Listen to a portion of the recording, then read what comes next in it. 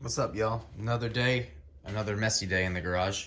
Another day, another day of messiness. I don't know. So nice sunny day out here in South Jersey again. Loving this weather. I wanted to show you guys. So today, what we have on the agenda is we are building a platform to put my fuel jugs on. So I started that yesterday. Basically, I had a bunch of wood laying around, and it was too small for a splitter. It was too big to just keep in my garage.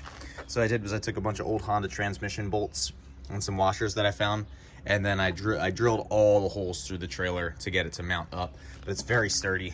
You can walk on it. And so I'm gonna reinforce underneath here a little bit, but yeah, it should be good. And so we're gonna reinforce under there a little bit. But you know, the idea is to basically take all the spare wood that I have and then build like berms or beams to kind of like hold the fuel jugs in place. So I'm gonna put borders here, all the way down, same on that side, and then the border is gonna come up onto here, run across, and then it will allow the fuel jugs to just slide in. That way we can have a place to put our fuel jugs. I had a choice between this or measuring geometry on the car and addressing some issues that I thought the car had. I chose to do this because the car is already pretty quick. I think I figured out the engine issues and the ECU issues and the sensor issues. So because all of that seems to be figured out, I wanted to focus on something that would allow me to increase my bandwidth for attention at the track. My buddy Emmanuel was with me last night, and he was like, dude, next time you go out on track, just meditate before you go out. And I was like, you know what, you're right, I should be doing that. So yeah, so we basically need more bandwidth. Part of that is having space, cleanliness. So getting the fuel jugs out of the truck and getting them on the trailer will be so much better because I can store more easily my bolts, my tools, everything like that.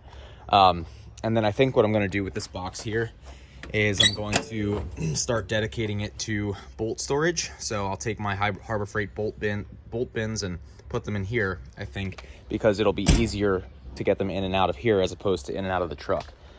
I've watched some of Eric Coutil's stuff, and he has also issues with organization and stuff because for a long time he was on an open trailer with a Honda Ridgeline, and then he got a truck. But yeah, so I'm kind of in a similar boat. Open trailer now, finally, and SUV. So yeah, let's get to it. I'm gonna start building this up. Okay, y'all, so Jesus was a carpenter, and I'm not Jesus, so I'm not a carpenter, nor am I Jesus. That was weird, but anyway, I built this thing entirely out of 2x4s, spare plywood, and 2-inch screws. If I had longer screws, I could make it a little bit more secure, which I would like to do, but I'm going to show you how it works with the gas cans, and I think it's pretty damn secure as it sits. I'm just a little bit paranoid. So basically, the gas cans will go in like that. It's a nice snug fit with them empty. When there's gasoline in there, they'll expand. It'll be even harder to remove them, so you have to open this vent in order to do it. So that's going to help them to stay in there as well. You have to keep that in mind. Now, so we put them in there like that, and I have space for 4 more, or 2 more. And as you can see, it doesn't even stick out that far from the trailer, so it's pretty amazing. I do think that I have some acrylic paint, which I'd like to put on the wood to protect it. But the way that we're going to secure the gas tanks for now, at least until if I come up with a better idea, or if I find out that I like this, what I think I'm going to do is I'm going to add D-rings here, or I'll just drill through it. But basically, as it sits now, I just looped onto the other side of this steel beam, and I did the same over here. So ready, so we take this and we just basically put it through the handles. So this works with VP gas jugs. So we're sliding it through, and Amazon probably makes a VP replica jug, but I'm not going to try that, honestly, because these are built for the VP jugs, and if there's any difference in size, I don't want to have to deal with that. But this will basically, so then basically you tighten that, and it squeezes down on them. And even when they're empty, and they're not expanded because there's no gas in them, they don't move at all. You can't pull them out. So to me, if you can't pull them out with force, you know, it's probably good with gasoline. That's my thought. So, you know, this one, as you can see, is fully good. This is all from VP. This one, on the other hand, was damaged. This is like one of those cheap Amazon replacement nozzles. So what I'm gonna do is I'm gonna cut this off and I'm gonna plug this, and that way we can have two good caps, because this cap is open to atmosphere right now, and when it rains it gets all sorts of crazy and I have to hide it under tents. So this is going to be a huge help to the racing program, because now I'll have 4 gas jugs. They'll be on the trailer, and I won't have to run to the gas station to get more gasoline. I won't have to worry about putting gasoline in my truck. It'll all just be kids doing a, that's pretty cool.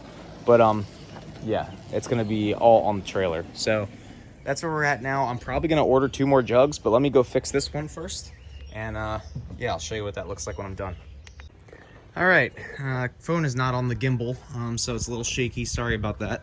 But we painted it with some acrylic paint. I thought that it would look good. I thought that it was black, and then I opened the can and it was white. And yeah, I painted it anyway. So I guess stepping back, it doesn't look too bad. I think I'm going to see if I can find some black paint somewhere. I didn't even mask it. I did the landlord special over here. But I mean, from 50 feet, looks pretty good. And the idea, I guess, is just to make it look less like a carpentry project and more like a race trailer. But I think it looks pretty damn good, honestly, especially for the fact that all of this stuff was literally just in my basement because the previous owner was a carpenter. So I still need to fix that gas can. So we'll let it dry a little bit. That paint is like, it's gotta be 4 years old, so I gotta throw that out. And then I'll see if I can find some other paint once this dries. As a base coat, and then do hopefully some black, because the white, it doesn't look right. The white ain't right. Yeah, I just said that. All right.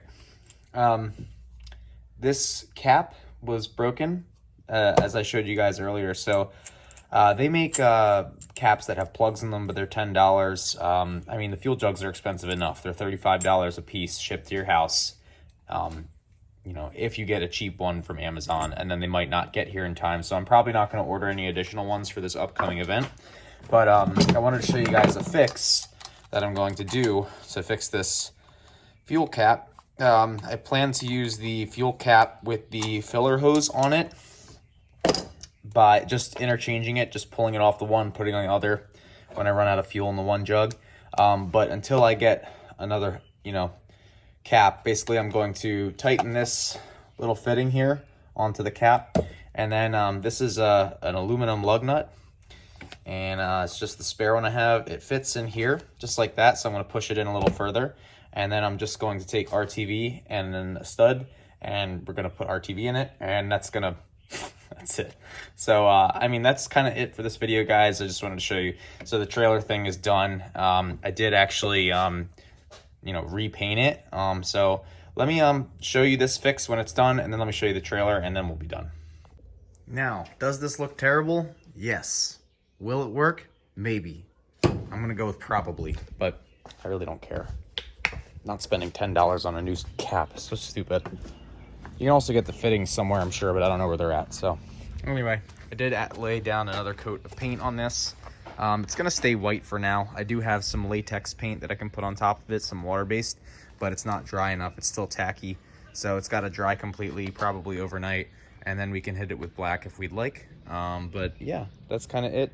It's very sturdy, and it's not, the cool thing about it is, if you look at the way it's constructed, it's bolted to here first. This platform is bolted to here, and then I screwed underneath of the here with 2-inch nails, these 2x4s, and then basically extended this over from the top of the 2x4s, drilled in here for nails, and then these 2x4s aren't even attached to the trailer. I didn't even have to drill, and they're very sturdy. The reason that they're so sturdy is because of that gigantic, those 2x4s running along the length of it, and then they're also reinforced by the 2x4s on top.